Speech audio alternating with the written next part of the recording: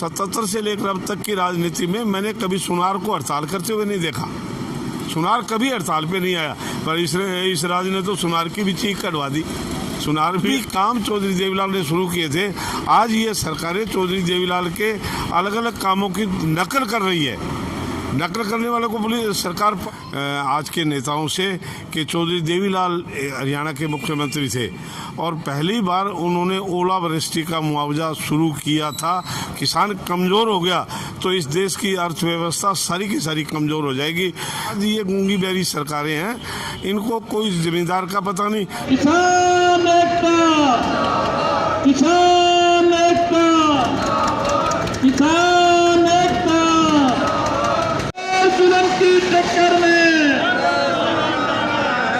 जुल्म की टक्कर में। सभी साथियों को नमस्कार। साथियों, आज हम फिर पहुंचे हैं शहर की अनाज मंडी के अंदर। आप चारों तरफ देख रहे हैं, अनाज मंडी के अंदर सिर्फ आपको किसान ही किसान बैठे दिखाई दे रहे हैं। चारों तरफ एरिया आपको बाकी खाली मिलेगा। किसानों के आंदोलन का आज यहाँ पर चौथा दिन है और आज किसान आंदोलन को अपना समर्थन देने के लिए हमारे पूर्व विधायक भागीराम जी यहाँ पर पहुँचे हुए हैं, तो हम उनसे भी जानना चाहेंगे कि किसानों की क्या मांगे हैं। कई दिन से किसानों के प्रदर्शन हो रहे हैं। जब से ये 3 अध्यादेश सरकार लेके आई है, उसके विरोध में आज हरियाणा के नहीं, राजस्थान के भी सभी देशों के प्रदेशों के अंदर जो है ना, इसका विरोध कर रहे हैं और सबकी मांग है कि ये तीनों अध्यादेश वापस लें सरकार।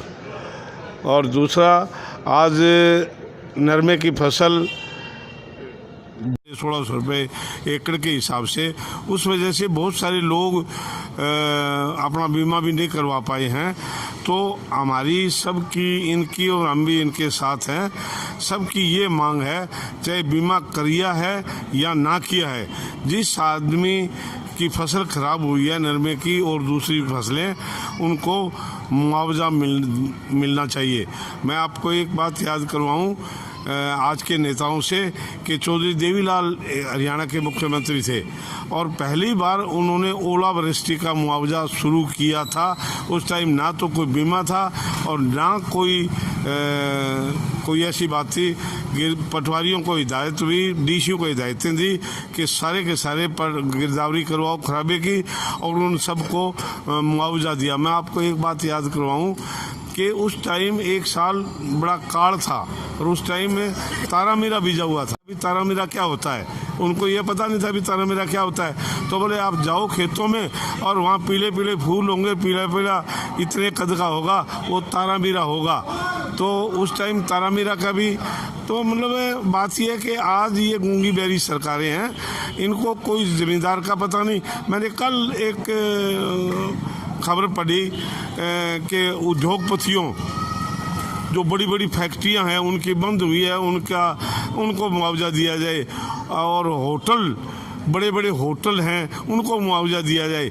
अब होटल वाले वो कितने लोग हैं, उनकी तो चिंता है उनको, और किसान जो अपने खेत में कमाई कर रहा है, मर रहा है, किसान मजदूर। आज किसान की परिभाषा ये नहीं है।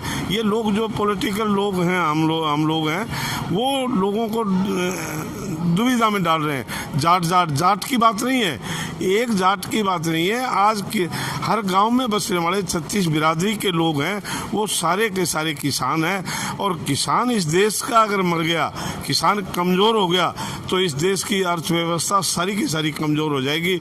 अब आज व्यापारी की बात आ जाए, किसान के खेत में अनाज नहीं है तो व्यापारी क्या करेगा, मजदूर क्या करेगा? सारे के सारे होटल में कौन जाएगा अगर किसान के खेत में कुछ नहीं है तो इसलिए हमारी पुरजोर मांग है कि आज किसान की हालत बहुत नाजुक है। उन बाकी जो उद्योगपति हैं, उनसे छोटे दुकानदार हैं, और आज मंडी के अंदर किसी भी दुकान पे जाके पूछो, हर दुकानदार सेठ जो है ना, छोटा मोटा, वो सारे रो रहे हैं कि मर गए, हम मर गए। मतलब आज तो हड़ताल की, आज जो एम्प्लॉइज हड़ताल कर रहे हैं, छोटे छोटे वर्कर जो हैं वो हड़ताल कर रहे हैं। इस हिसाब से आज देश के अंदर कोई राजनीतिक लोग जो राज कर रहे हैं वो खुश हैं, बाकी कोई खुश नहीं है। और उनके ऊपर लाठियां बाजी तो वो जो कर रहे हैं वो तो उनकी तो ठीक है, वो जो जलसा करे, जुलूस निकाले, जूत मारे, डंडे मारे, लठ मारे, गोली मारे, जो मर्जी उनके तो वाजिब है। पर अगर कोई किसान, अपनी किसान मजदूर, अब आशा वर्कर हैं, आंगनवाड़ी के वर्कर हैं, अब मैं आपको एक और, अब सरकार कोरोना रोज कर रही है।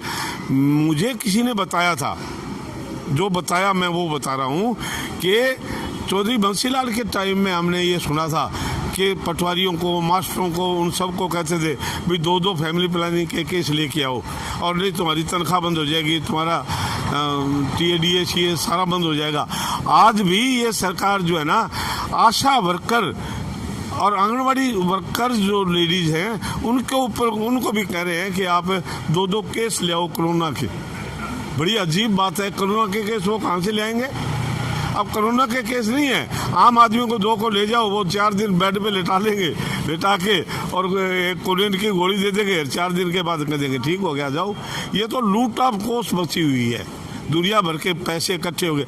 आप देखिए, ऑल इंडिया के उद्योगपतियों से पैसा ले लिया, ऑल इंडिया के मुख्यमंत्रियों से पैसा ले लिया, ऑल इंडिया के MP से पैसा ले लिया, वरिष्ठों से पैसा ले लिया, ऑल इंडिया के ex-MP से पैसा ले लिया, ऑल इंडिया के MLA से पैसा ले लिया, ऑल इंडिया के ex-MLA से पैसा ले लिया, ऑल इंडिया के जो और कोई कर्मचारी थे उनसे पैसा ले लिया। और लास्ट में नीचता की हद है कि जो प्राइमरी स्कूल में बच्चे पढ़ते हैं उनसे भी कह दिया कि 5-5 रुपये बच्चों से इकट्ठा करो। और अनाज बेचने के लिए, गेहूँ बेचने के लिए लोग आए, अपना खून पसीने की कमाई की गेहूँ थी, उसमें भी कह दिया 5 किलो क्विंटल का गेहूँ दो। ये पैसा कहाँ गया? लोग आज कहते हैं ये छिड़काव कर रहे हैं, ये नहर से पानी भर के गाड़ियों में लाकर छिड़काव कर देते हैं, किसी को क्या पता, और लाखों रुपए के बिल बढ़ रहे। तो आज सही मायने में आम आदमी आज सरकार के डट के खिलाफ है। और चाहे बड़ौदा चुनाव की बात है तो मैं तो बड़ौदा हल्के से एक अपील करूँगा कि तरह के लोग आएंगे, तरह के अलग अलग बातें कहेंगे, तो उनके झंसे में रहा करके और सरकार के नुमाइंदा जो भी आए उसको भारी मतों से हरा करके भेजें, ताकि उनको एक कम से कम उनके दिमाग में एक बात आए कि भी हमने लोगों के साथ न्याय नहीं किया, इसलिए हमारा विरोध किया है। तो ज़रूर इसका विरोध होगा डट के।